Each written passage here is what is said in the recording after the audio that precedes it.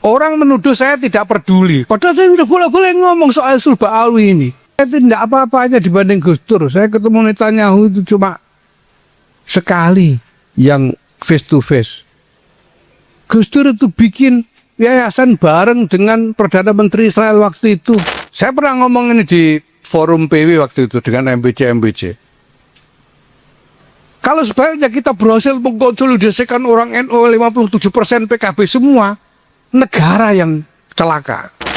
Sedikit mengingatkan bagaimana awalnya dulu saya menyatakan maju sebagai calon ketua umum PBNU sebelum Muktamar Lampung, bahwa Pak yang sudah menjadi pengurus PCNU pada waktu itu mungkin ingat bahwa saya, wah ini ada Kiai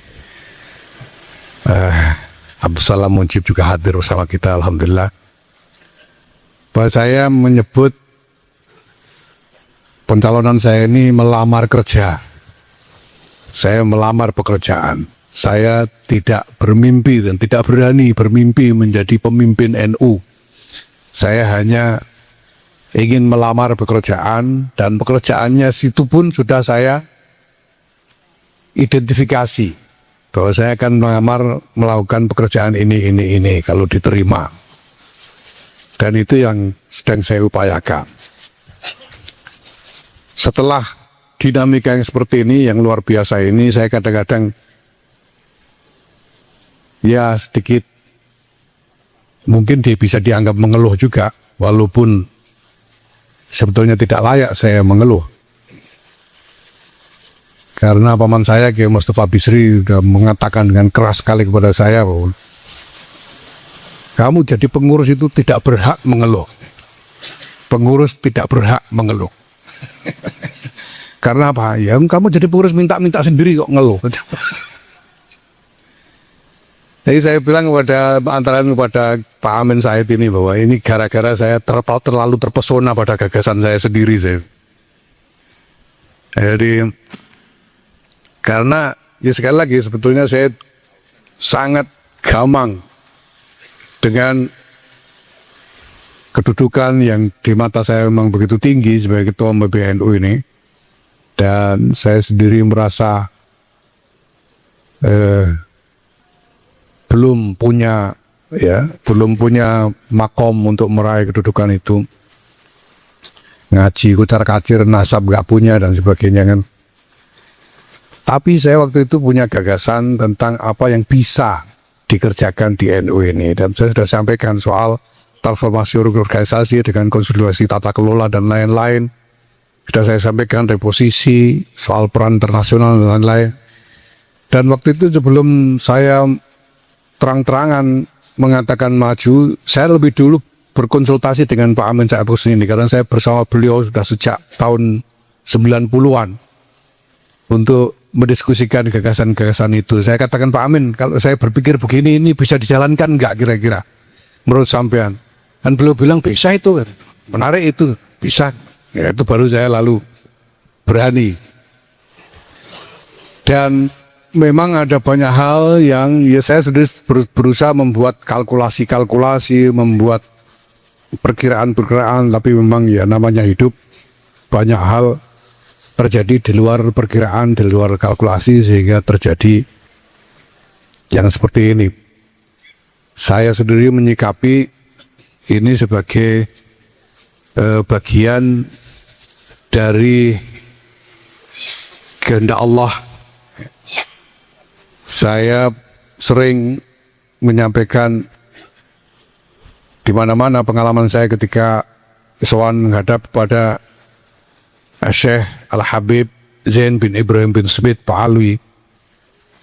Pada saat saya sedang mengalami depresi luar biasa, saya ketakutan sekali melihat dunia ini, dan kemudian belum menyampaikan banyak hal yang membuat saya sembuh dari ketakutan saya. Dan di antara yang beliau sampaikan itu, beliau katakan bahwa kullu syai' yajri 'ala takdir, kata beliau. Itu sebelum saya bertanya apa-apa, saya baru salaman kemudian duduk, dan beliau langsung menyampaikan banyak hal. Dan di antara yang beliau sampaikan adalah kullu syai' yajri 'ala takdir. Walakin la na'rifu takdir illa ba'dal waqa'. Fa'alaina al-ikhtiyar. Faman wafaq ikhtiyaruhu bi ikhtiyarillah fahuwa sa'id. Wa man lam yuwafiq fa alaihi ridha. Sudah katakan begitu ya sudah. Sama-sama tidak tahu takdir ya. Kalau tidak cocok sama ikhtiarnya Allah, ya tinggal ridho gitu saja. Nah sekarang yang terjadi sudah seperti ini. Ya mungkin nanti saya akan minta bantuan Pak Amin Said untuk menyampaikan apa saja yang sudah kita capai dan mungkin apa yang belum. Dan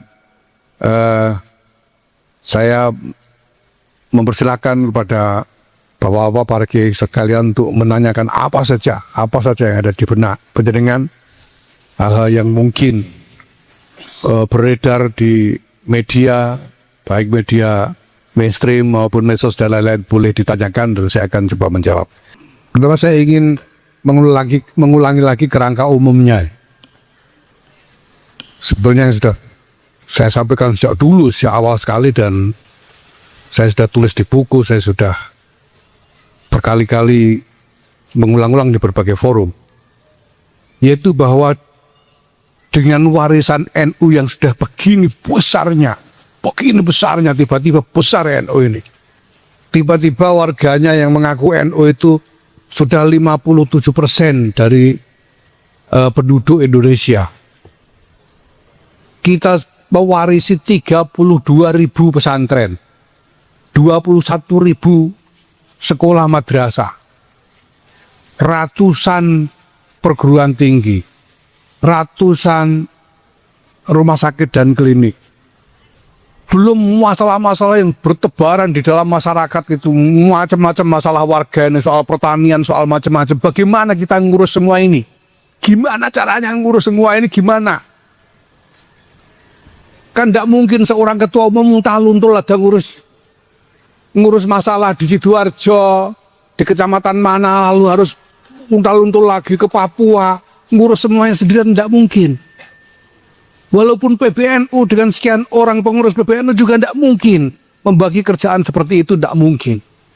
Maka satu-satunya yang harus bisa terwujud adalah kemampuan keseluruhan struktur NU dari PB sampai ke ranting untuk ngurusi semua masalah itu gitu. Jadi kalau ada masalah di Sidoarjo, yang khas Sidoarjo, ini tidak harus orang PBNU turun ke Sidoarjo, harus si PCNU bisa ngurus. Kalau tidak bisa ngurus, harus kalau tidak selesai di Sidoarjo dibawa ke PW. PW tidak bisa selesai baru dibawa ke PB. Tapi ini semua membutuhkan konsolidasi struktur sedemikian rupa. Kalau ini belum berjalan, ya susah kita ngomongnya. Sekarang ini tadi dikeluhkan oleh misalnya Pak Mukhlis Nasir Pamekasan ya, isu dibawa macam-macam, dan bagaimana kita harus ngurus ini isu dibawa macam-macam. Udahlah sekarang ya gampang aja, isu Ba'alwi. Orang menuduh saya tidak peduli, padahal saya sudah boleh-boleh ngomong soal isu Ba'alwi ini. Ya saya harus bagaimana? Memang kalau NU tidak boleh ingkar kepada nasab Ba'alwi, tidak boleh. Gimana? Tidak boleh ingkar. Kalau ada Ba'alwi yang kurang ajar itu aja dikaplok gitu loh. Tapi tidak usah kita bawa-bawa sampai ke soal ingkar nasab, tidak boleh memang. Dan saya sudah sampaikan itu berkali, sebelum rame saya sudah ngomong. Sebelum itu isu ini rame, karena saya tahu ini mau dijadikan manuver oleh satu pihak, saya sudah ngomong.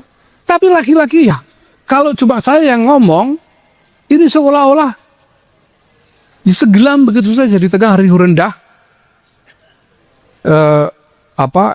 pembicaraan di dalam masyarakat. Belum lagi nanti kalau di antara pengurus PB dalam suatu isu, entah isu apa, ada perbedaan pendapat. Kalau tiba-tiba ngomong sesuatu di tengah-tengah masyarakat, sementara yang lain tidak setuju. Ini banyak hal.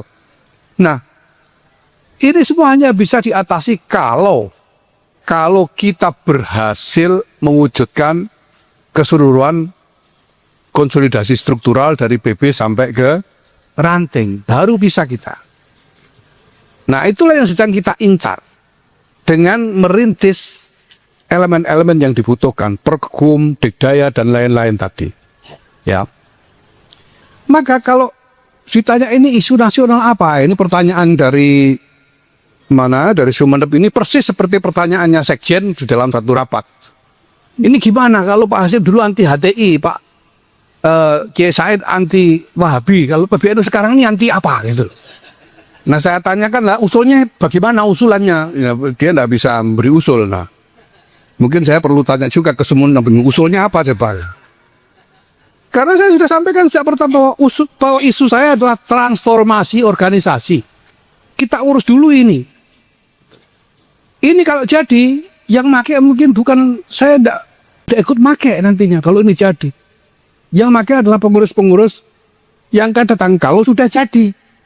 Kalau belum jadi ya gimana emang? Sampean sekarang lihat medsos misalnya ini kita mau ngomong apa? Ada yang teman nanya ke saya, itu PBNU masa nggak bikin cyber army atau apa? Ya saya bilang itu mahal sekali cyber army itu. Itu mahal sekali. Dan kemudian ada satu khatib Suriah, Habib Lutfi Al-Abtas mengatakan orang-orang bisa bikin cyber army dan lain-lain itu, buzzer dan lain-lain itu kan pakai duit hitam katanya. Maksudnya duit hitam apa? Ya duit judol, duit narkoba, macam-macam itu yang dipakai untuk membiayai. Nah duit kita duit putih. Itu aja kalau ada, katanya bilangin. Nah kalau ada pun kan sayang dipakai begituan gitu. Mendingan buat kawin lagi kata Habib Lutfi itu. Kita mau ngurus bagaimana? Nah ini perlu memang upaya yang keras untuk konsolidasi karena ya tidak mungkin 21.000 madrasah sekolah gimana ngurusnya kalau dari PB sampai ke ranting tidak terkonsolidasi. 32.000 pesantren. Nah itu. Nah kemudian terkait dengan soal kesenjangan, tidak ada sinkronisasi antara Pergum dengan pedoman Ma'arif. Kita memang masih menemukan hal-hal begitu. Sebetulnya kan kita ini maunya kita atur semuanya jadi satu sistem. Sehingga harusnya ya Ma'arifnya yang nurut gitu loh. Harusnya Ma'arifnya yang nurut gitu loh. Tapi lagi-lagi sekarang ya namanya tatanan, aturan, dikdaya itu semuanya kan alat.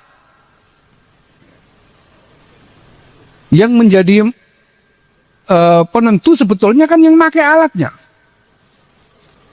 Celurit itu bisa dipakai untuk membersihkan rumput, bisa dipakai membaca orang kan.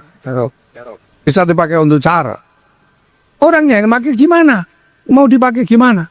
Mau pakai apa enggak?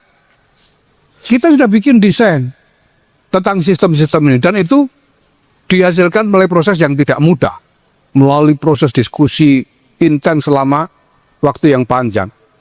Keinginan kita adalah supaya ini diterapkan sampai ke bawah. Ya. Dan ini memang juga satu masalah tersendiri. Susah. Kita sudah pakai dikdaya, karena dikatakan salah sedikit aja tidak bisa. Emang begitu sifatnya. Sifatnya digital itu begitu. Salah sedikit tidak bisa.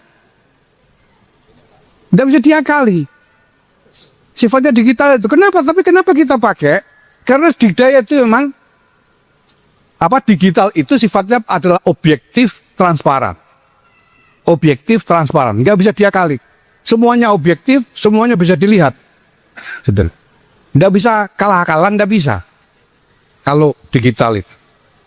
Benar atau tidak? Benar atau tidak? Gitu aja. Kenapa kita perlu begitu? Begini ya Pak.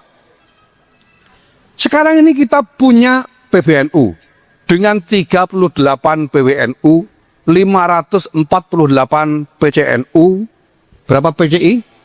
33 PCI, 7.000 MWC, 61.000 ranting. Itu yang kita punya sekarang ini. Gimana cara mengkonsolidasikan semuanya? Isinya orangnya macam-macam. Pengurusnya ada kayak Kiai Abdul Salam Mujib, kayak ada kayak Kiai Abdul Salam yang lain gitu ya. Sendiri lain-lain toh ini. Iya toh. Nah ini kan tidak mungkin dikonsolidasikan bersama secara universal tanpa standar. Dan standar yang bisa jalan itu hanya standar yang objektif dan transparan. Kalau tidak objektif, pasti tidak bisa jalan di semua tempat. Harus objektif dan transparan. Makanya saya senang sekali kegemaran saya itu mentafsirkan, menafsirkan NU ini dengan zujajahnya misbah dari Nurullah itu. Zujajah itu harus betul-betul ka'annahu kaukabun durriyun yuqidu min syajaratin barakatin zaitunatin la syarqiyatin wala garbiyah yakadu zaituha yudhi'u walau lam tamsa sunar. Itu berarti harus bening betul. Bening itu artinya apa? Objektif, transparan. Harus objektif dan transparan. Kalau enggak bisa ya. Karena orang pendapatnya macam-macam, pikirannya macam-macam. Nah, digital itu nantilah yang akan menuntun perubahan-perubahan cara berpikir kita, menuntun kebiasaan-kebiasaan kita. Ya awal memang ada yang tidak bisa, ada yang tidak mau. Di PB aja sejak awal ada yang tidak mau gitu. Tapi kalau tidak mau ketahuan. Ketahuan tadi yang nanya soal SK tadi siapa tadi? Sidoarjo. Ketahuan kok siapa yang tidak mau tanda tangan itu. Ketahuan sudah. Makanya tidak usah tidak bisa dibelok-belokkan isunya. Ketahuan karena di sini ada log. Kapan diupload, kapan tanda tangan. Ini semuanya semua transparan. Bisa dicek. Gitu loh. Nah,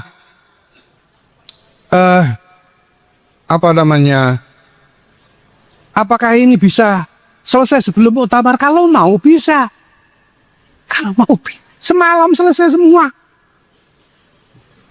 Tinggal begini aja kok. Kalau mau selesai. Semalam 2 malam selesai kalau mau. Kalau tidak selesai berarti tidak mau. Begitu aja. Kalau mau bisa kok. Gitu. Nah, kemudian soal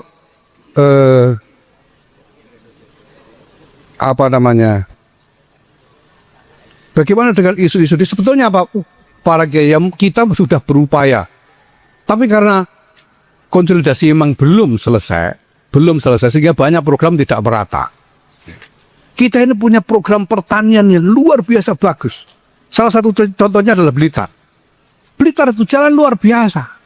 Blitar itu sudah bisa menciptakan sentra suplai hasil-hasil pertanian untuk sekian banyak SPPG.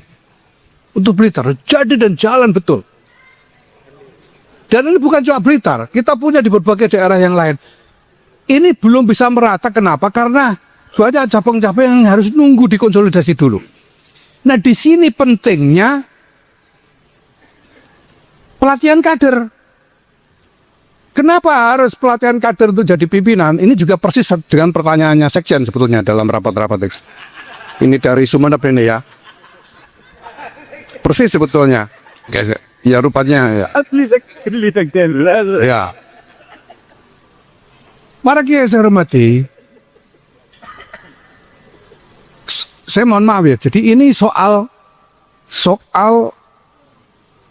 pemahaman teoritis tentang kebutuhan-kebutuhan ini.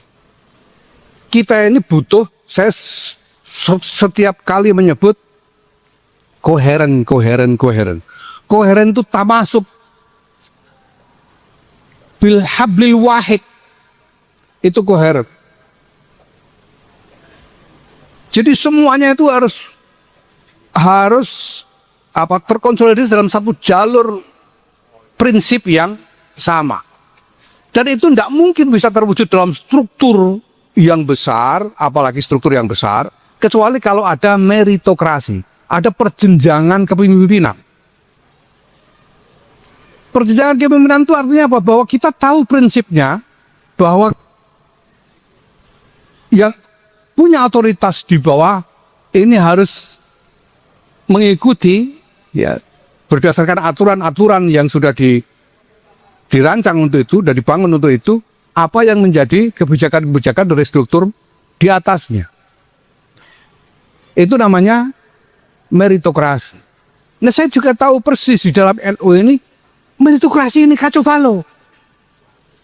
Karena banyak kiai-kiai ranting lebih wibawa daripada kiai cabang. Banyak kiai cabang yang lebih wibawa daripada PB itu banyak. Nah kalau meritokrasi itu tidak jalan, ya sekarang misalnya PB, ini kalau cuma perintah-perintah saja ke Kiai Mujib Salam, ke Kiai Salam Mujib kan ya tidak bisa kan, repot. Harus pakai aturan. Nah, meritokrasi itu perlu tulang punggung. Tulang punggungnya adalah harus kaderisasi berjenjang. Dan saya sudah cobakan ini kepada Ansor dan jalan.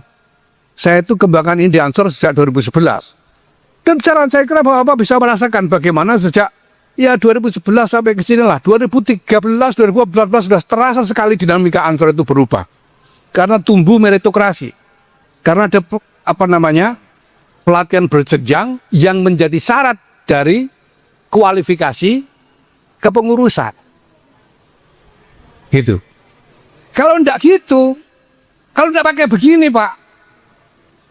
Pertama,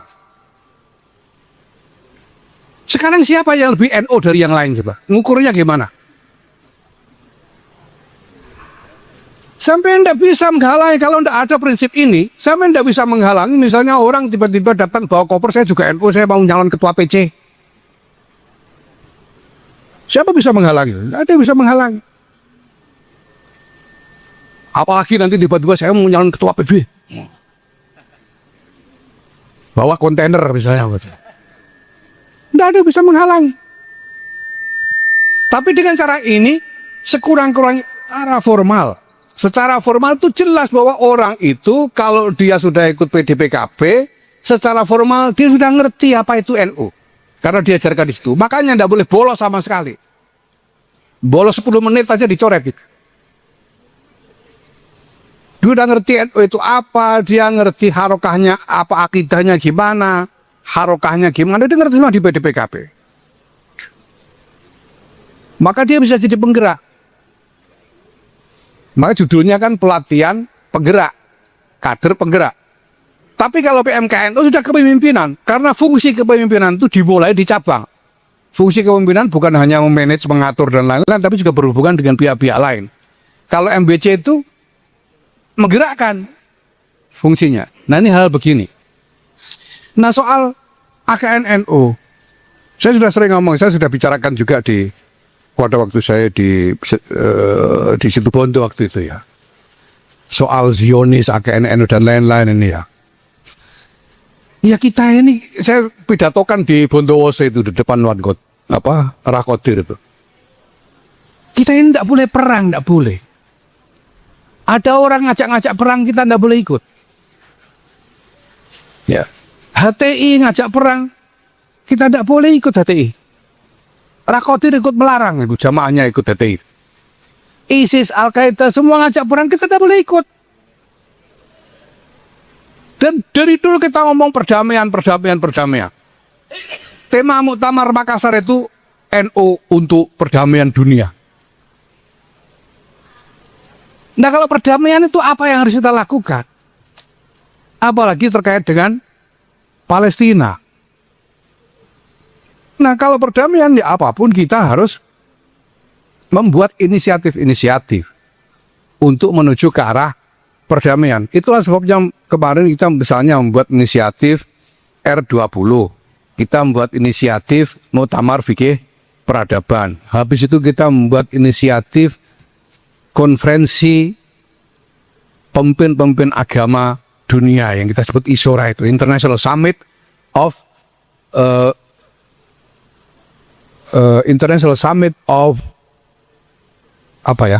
ISORA of O-nya itu apa? Religious authorities, ya. Religious authorities. Itu sudah kita lakukan di Jakarta 2 kalau tidak 3 kali. Kemudian kita bisa lakukan juga di Universitas Princeton, Amerika. ISORA itu. Saya kira ini baru pertama kalinya NU bikin konferensi internasional di Universitas Princeton yang rankingnya nomor 1 di seluruh dunia. Itu baru waktu itu, Desember 2023. Ya. Kita bikin konferensi tentang Al-Islam lil Insaniyah dan lain-lain ini untuk supaya apa? Supaya kita ini hadir di panggung internasional itu dengan menawarkan strategi kita. Kita tidak cuma ikut-ikutan orang bikin apa kita ikut. Yang penting bisa ikut pidato, bisa ikut foto, bisa ikut jalan ke sana kemari. Tidak cuma begitu, kita harus bisa menawarkan sesuatu. Itu yang kita inginkan. Nah, menawarkan sesuatu itu untuk apa? Untuk perdamaian. Untuk perdamaian itu berarti kita melakukan apa? Kita harus melihat ini orang-orang kepentingannya apa semua. Nah, soal Zionis, tempo hari itu saya kumpulkan PWNU ketika mencuat isu Zionis itu. Saya tanya, sampean pernah baca berita enggak kalau saya sudah ketemu Netanyahu tahun 2018 ya? 2018 saya sudah ketemu Netanyahu. Saya ke Yerusalem ketemu Netanyahu walaupun enggak janjian dari rumah, ketemunya di sana.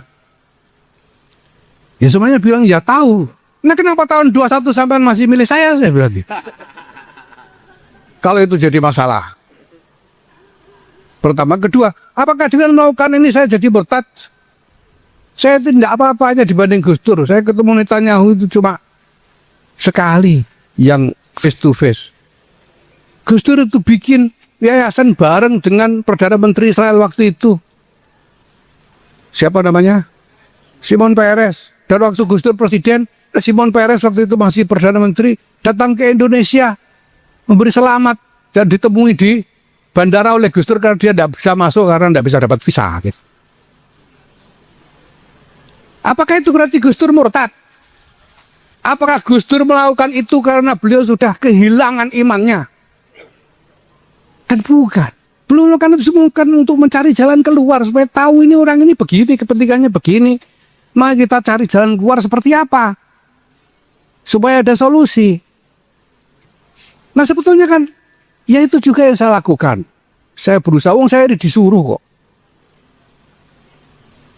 Saya enak-enak di rumah sampai Mbah Sahal itu dimasukkan PBNU lalu dikasih tugas kamu sambung lagi yang dulu disambung Gus Dur katanya. Dibilang begitu kok. Yang ketiga, ya nanti hisab saya itu loh gimana di akhirat itu.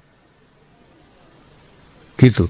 Kalau Kiai Syafiq ini pokoknya asal istiqomah kunut nazilah selesai hisabnya sudah. Ya.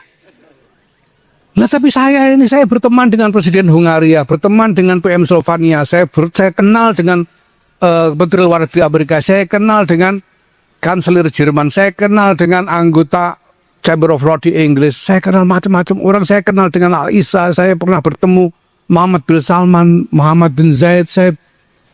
Kalau saya tidak melakukan sesuatu, hisab saya gimana nanti? Itu saja. Ya saya sih terserah kalau orang pandangan orang bagaimana gitu. Tapi saya cari jalan keluar. Karena termasuk juga ketika saya bilang saya setuju dengan Indonesia masuk BOP. Karena ada jalan lain. Orang-orang bilang kenapa enggak PBB saja yang dimaksimalkan. PBB itu sudah ada sejak tahun 45 sampai sekarang apa hasilnya? Oke, sampai sekarang apa hasilnya? Sudah orang udah mentok, udah pusing. Nah kalau sekarang ada inisiatif baru walaupun lemah, kenapa kita tidak coba? Walaupun kelanjutannya ya sekarang juga wallahu a'lam bishawab gara-gara perang segala ini terus gimana kita juga nggak ngerti. Tapi kan sekurang-kurangnya kita bertindak untuk terus berikhtiar. Ya nanti cari lagi cara toh. Yang penting jangan sampai berhenti berikhtiar. Nah, kemudian kami merancang satu pelatihan yang kami sebut AKNO. Diskusi panjang di PBNU itu berkali-kali. AKNO ini nanti bagaimana? Saya katakan AKNO itu adalah harus merupakan visinya adalah visi kepentingan kepemimpinan bangsa. Membangun kepemimpinan bangsa. Tidak bisa cuma kepemimpinan NU tok, tidak bisa. Karena NU ini tidak mungkin bisa beroperasi tanpa bangsa. Seperti yang saya tafsirkan, kalau NU itu misbah, miskatnya itu Indonesia. Jadi tidak mungkin kita berpikir kepemimpinan NU tanpa kepemimpinan bangsa. Nah kepemimpinan bangsa itu adalah kepemimpinan peradaban, tidak bisa tidak. Karena bangsa ini dilahirkan dengan visi peradaban bahwa sesungguhnya kemerdekaan ialah hak segala bangsa. Dan oleh sebab itu maka penjajahan di atas dunia harus dihapuskan karena tidak sesuai dengan peri kemanusiaan dan peri keadilan. Ini visi peradaban. Maka kepemimpinan NU harus kepemimpinan peradaban. Dan itu berarti kita butuh memperkenalkan berbagai macam elemen internasional kepada calon-calon pemimpin NU. Maka dirancanglah Akademi Kepemimpinan Nasional NU itu sedemikian rupa untuk memperkenalkan 3 hal. Memperkenalkan tentang kenyataan dunia ini dalam 3 hal. Pertama, siapa saja aktor-aktornya. Yang main di dunia ini siapa aja sih? Yang kedua, kawasan mana saja yang harus penting diperhatikan. Ya, karena kita misalnya ya, kita bicara Indonesia, Timur Tengah, Cina, Afrika, itu kan tidak semua. Kan tidak perlu kita mikir misalnya Fiji gimana, gitu. Kepulauan Nauru gimana, kan tidak perlu. Yang kita kan perlu perhatikan kawasan-kawasan yang strategis ini. Yang ketiga, apa saja isu masalah yang dipertarungkan di dalam dunia ini. 3 hal itu. Makanya kalau dilihat kurikulum AKNNU isinya aneh-aneh, emang aneh-aneh. Ada Zionis, bener ada Zionis emang. Kenapa ada Zionis diundang? Karena nanti kalau jadi pemimpin NU nggak bisa lari, harus ketemu Zionis. Harus ngerti Zionis ini potongannya begini nih loh. Itu harus ngerti. Bahkan saya undang Rabi Yahudi. Benar-benar Rabi Yahudi. Cuma orangnya lalu nggak berani datang gitu. Saya undang seorang pemimpin BJP dari India yang Hindu ekstremis itu. Karena kita akan ketemu, nggak bisa nggak ketemu. Dan harus tahu orangnya itu begini. Dia tuh ngomong apa harus tahu. Omongannya apa, kita kan harus tahu supaya nanti kalau dia ngomong kita tahu gimana nyautnya kan gitu. Kalau dia ya kita harus tahu. Dia ini Zionis ya, tapi kita minta ngomong soal hak asasi manusia. Sehingga kita bisa mikir, ini dia bohongnya di mana? Kita nyautnya gimana? Kan harus begitu. Dan kita set semua dari ujung ke ujung. Memang banyak dari Amerika yang kita undang. Kenapa? Ya dunia ini siapa yang paling bikin gara-gara coba? Sebagian besar. Ya memang ya Amerika, Eropa, Timur Tengah, kita undang juga Direktur Jenderal Irsika dari Turki dan lain-lain. Pokoknya lengkap lah isinya. Nah ini yang kita upayakan sebetulnya. Karena ini masalah besar yang jalan ke depannya itu panjang.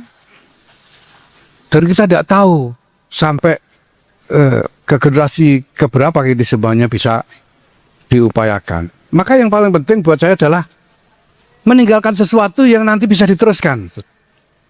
Seperti dalam soal ini, ya saya meninggalkan sesuatu supaya nanti bisa diteruskan. Nah, ini hal yang menjadi pemikiran yang selama ini saya kembangkan di PBNU terkait peran-peran internasional itu. Nah, soal isu nasional selama ini kita bukannya diam aja, tapi yang paling banyak kita lakukan adalah kita melakukan komunikasi langsung. Jadi kalau ada apa-apa saya bicara langsung dengan menteri yang relevan, bicara langsung dengan presiden kalau ada kesempatan, dan seterusnya. Dan tidak banyak mengumbar bicara di publik. Kenapa? Ini yang bagian dari apa yang saya maksud sebagai reposisi NU. NU ini di bawah itu isinya macam-macam. Isinya macam-macam. Ya. Kalau bicara partai aja itu, warga NU yang PKB itu minoritas. Warganya loh ya, kalau pengurusnya mayoritas PKB semua. Tapi warganya PKB itu mayoritas. Paling cuma 12%-an. Yang paling tinggi saya tidak tahu, ada yang lebih dari 20% itu. Kalau tidak Gerindra, PDI saya tidak tahu. Saya lupa datanya. Banyak sekali. Sehingga kalau NU ini cuma pelek PKB tok, ya dapatnya cuma minoritas itu jadinya. Yang lain nggak keurus. Itu satu. Saya pernah ngomong ini di forum PW waktu itu dengan MPC. Kalau sebaliknya kita berhasil mengkonsolidasikan orang NU 57% PKB semua, negara yang celaka. Karena kita akan jadi kayak India. India itu kayak gitu. India itu ada RSS, itu persis NU, cuma dia ini Hindu. Lalu dia bikin partai namanya BJP. Bharatiya Janata Party, jadi partai Hindu. Dia konsolidasikan habis-habisan sampai berhasil menang dia. Apa akibatnya sekarang terjadi diskriminasi, persekusi habis-habisan kepada minoritas di India. Di India itu ada orang Islam, ngangkeng besek isinya daging sapi. Kalau ketahuan dikuaproi bisa dibunuh di jalanan. Itu biasa di jalanan orang pakai jilbab dijambak-jambak.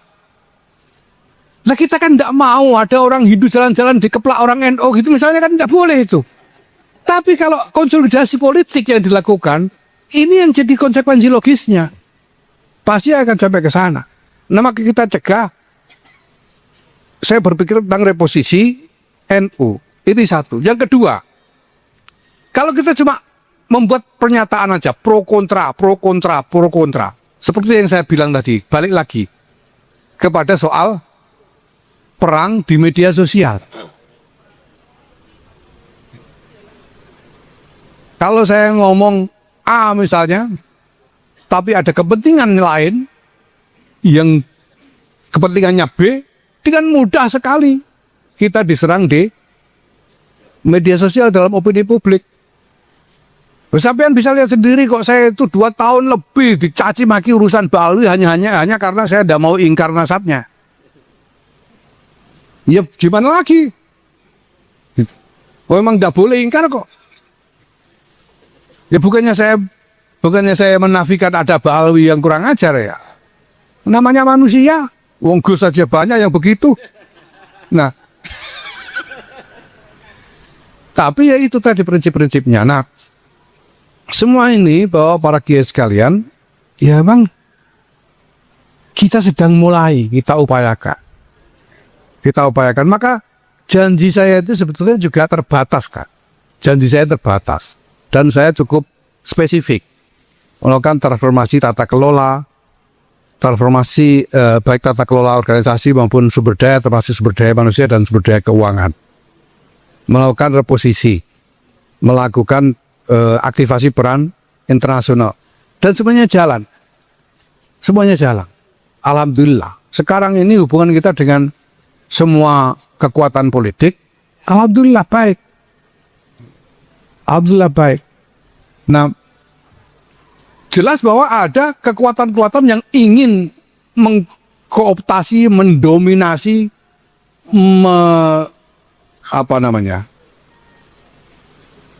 mengangkangi NU sendirian, itu pasti ada. Dan mungkin mereka akan berebut. Nah, ini tergantung apakah kita semuanya punya disiplin untuk mempertahankan posisi ini. Nah, ya, yang lain-lain sebetulnya ini sekali lagi ya, asalkan saya bisa memberikan contoh bahwa ini bisa berjalan, bisa dilakukan, itu sudah sesuatu yang sudah merupakan nikmat yang luar biasa bagi saya gitu. Ya. Nah, ke depan Masya Allah prospeknya hampir tidak terbatas. Tapi pasti tidak bisa selesai hanya dalam umur saya sendiri. Umur saya tidak akan cukup untuk menyelesaikan semua ini. Apalagi saya tidak tahu saya mau mati kapan. Jangan-jangan ya. Tidak ada yang tahu. Nah, maka saya berharap bahwa wawasan ini bisa dipahami oleh seluruh jajaran kepengurusan NU nanti sampai ke ranting, dan selanjutnya akan ada orang yang lalu punya pikiran mau melanjutkan. Walaupun belum tentu juga. Siapa tahu nanti ada orang punya ide yang lain, ya monggo mawon, namanya takdirnya Gusti Allah ya. Saya tidak pernah tahu. Tapi siapa tahu nanti ada yang berpikiran kepingin melanjutkan. Itu ya Allah gitu. Saya kira demikian.